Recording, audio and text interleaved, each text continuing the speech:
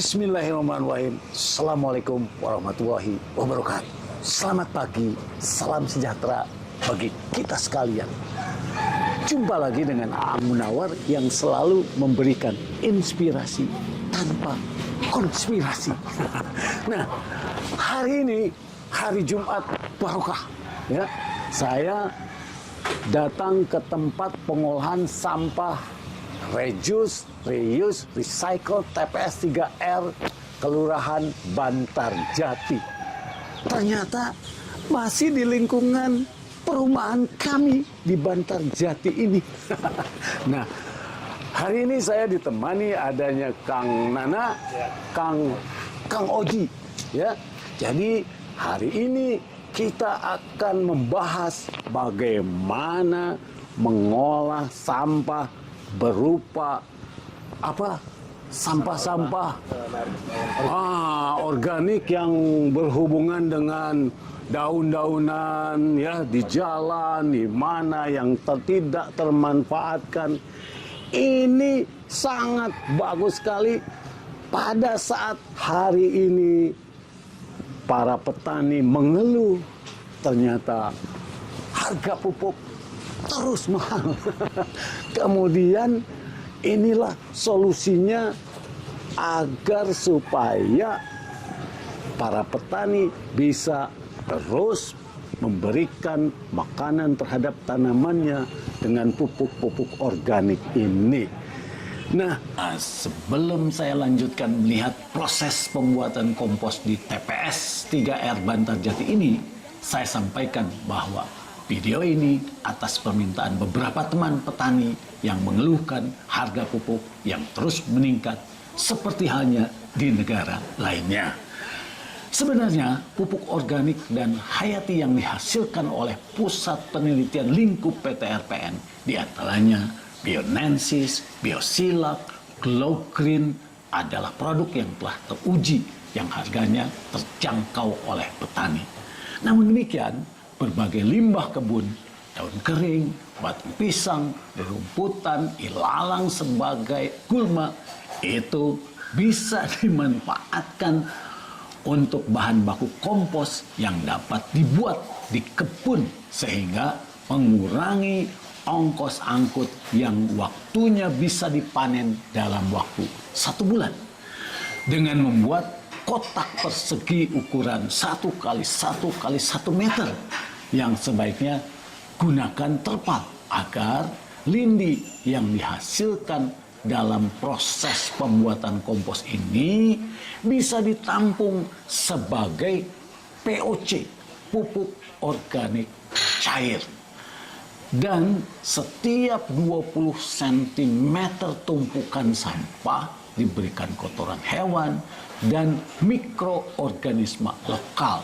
Contoh, misalnya air cucian beras yang dibiarkan beberapa hari yang sudah terfermentasi, kemudian nasi basi yang direndam dalam botol molase, atau ada yang menggunakan EM4 atau bahan dekomposer lainnya bisa digunakan. Nah, berbagai kotoran hewan, kerbau, sapi, kambing, ayam, puyuh, ini dapat dicampurkan dengan kompos dan dalam pembuatan kompos tersebut. Nah, selanjutnya ada bahan lainnya yang merupakan limbah seperti kulit telur, tulang ikan, tulang ayam, tulang sapi, tulang kambing dapat ditumbuk atau digiling sebagai bahan yang kaya akan nitrogen, fosfor, kalsium, kalium, magnesium yang sifatnya dapat memperkaya unsur hara tanaman. Nah, hal ini tentu dapat membantu petani atau pekebun dalam menyediakan pupuk organik secara mandiri. Nah, mari kita mulai lihat bagaimana proses awal sampai akhir. Kita mulai lihat. Kang Nana, Kang Oji, ini adalah tempat penerimaan sampah ya. memang awal dari kebetulan kita ada monster sama Ya. pick up. Dari ambil dari jalan Ya. dimasukkan ke sini. Nah, dari jalan-jalan ini dimasukkan ke sini ya. Penampungannya di sini. Nih, semuanya ada berbagai plastiknya aja. Kemudian setelah itu Setelah itu lalu dipilah bagian ini. di bagian pemilahan. Ya, ini tempat Wah, ini pemilahan ya. Jadi ini yang milah nih Bu siapa? Bu Rini. Wah, luar biasa. Bu Rini ini selalu ceria. Paten ini ya. Lanjutkan Bu Rini ya. Waduh, setelah dilakukan pemilahan kemudian wah, ini ruang cacahnya. Bu, ini ruang cacahnya. Berapa kapasitasnya ini? Berapa menit atau berapa ton per jam? biasanya kita bisa sampai 1 ton per jam. 1 ton per jam. Oh, berapa paling banyak satu hari itu berapa ton? Berapa sampai berapa jam? Kita parsial. Parsial. Pelaku 1 ton. Iya ya. Jadi ini adalah hasil setelah pencacahan ya. Nah, setelah hasil pencacahan kemudian dibawa Dimasukkan ke bak-bak proses. ke bak prosesnya semua dari ini semuanya ada berapa bak proses? Kita dari awal sih dari sana ya. Oh, dari mana? Ada 6 dari awal. Jadi 6 kemudian dari awalnya di sebelah Biasanya kita udah di sini. sini. Ini yang awal. Ya, karena untuk memudahkan pembalikan. Berapa lama ini disimpan di yang awal ini? Kalau bicara sih seharusnya biasanya di 1 sampai 2 minggu kita pembalikan. Setelah dari pencacahan dibawa ke sini dicampur apa lagi di sini? Biasanya kita dicampur sama pupuk cair juga. Disiram. Oh, disiram dengan pupuk cair misalnya apa tuh? POC. POC ya? Oh, dengan POC ukurannya berapa aja tuh? Biasanya 1 liter. 1 liter ini untuk kira-kira ini berapa ton ini? 1,2 ton ya mungkin ya?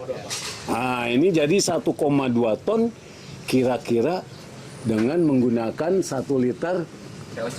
POC. Jadi 1 liter POC berapa lama di bak penampungan pertama disimpan ini?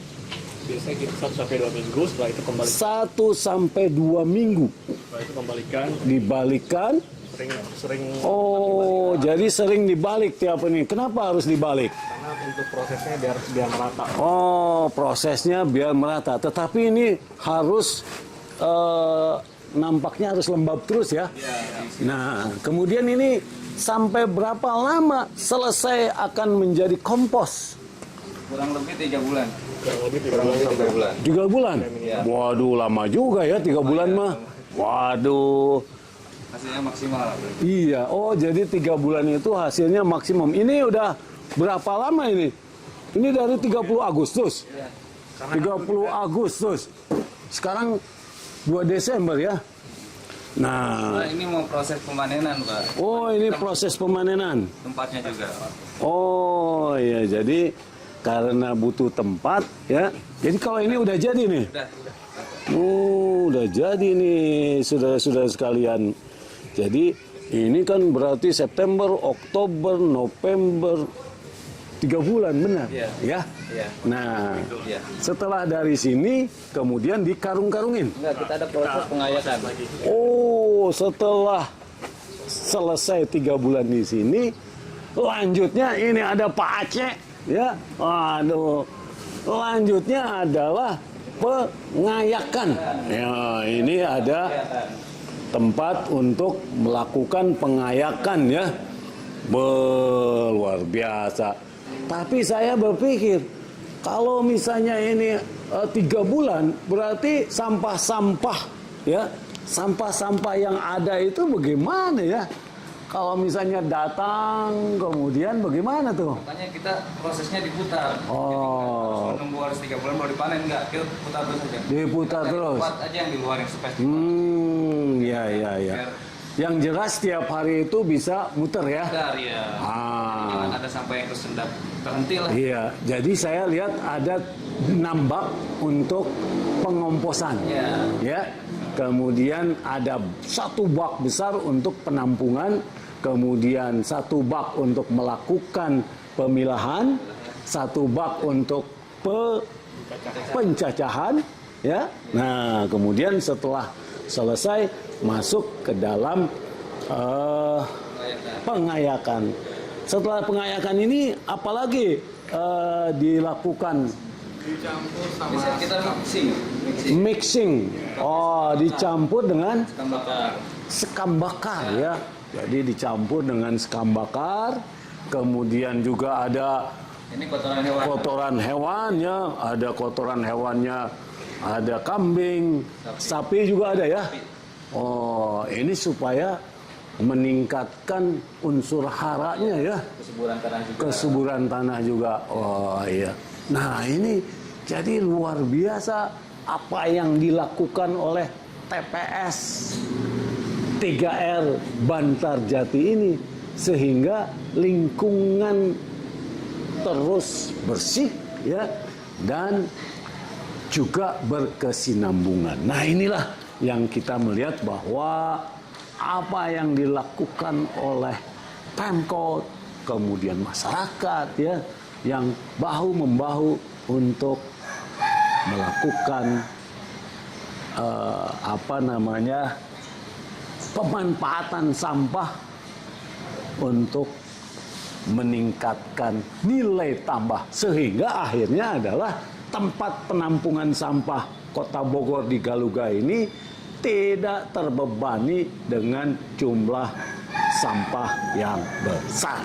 Nah, inilah yang menjadi pembelajaran kita di TPS 3R Bantarjati dengan Kang Nana, Kang Oji, dan Teh Rini, ya. Oke, demikian yang bisa saya sampaikan. Ini merupakan hasilnya. Nah, ini hasilnya yang merupakan produk dari hasil pengolahan sampah. Nah, namanya pupuk organik Pandawa. Oke, terima kasih. Semoga ini bermanfaat. Mulai dari sekarang, mulai dari diri sendiri, mulai dari kita semua untuk terus melakukan perubahan-perubahan agar sampah akan bernilai tambah yang tinggi. Demikian yang bisa saya sampaikan. Assalamualaikum warahmatullahi wabarakatuh.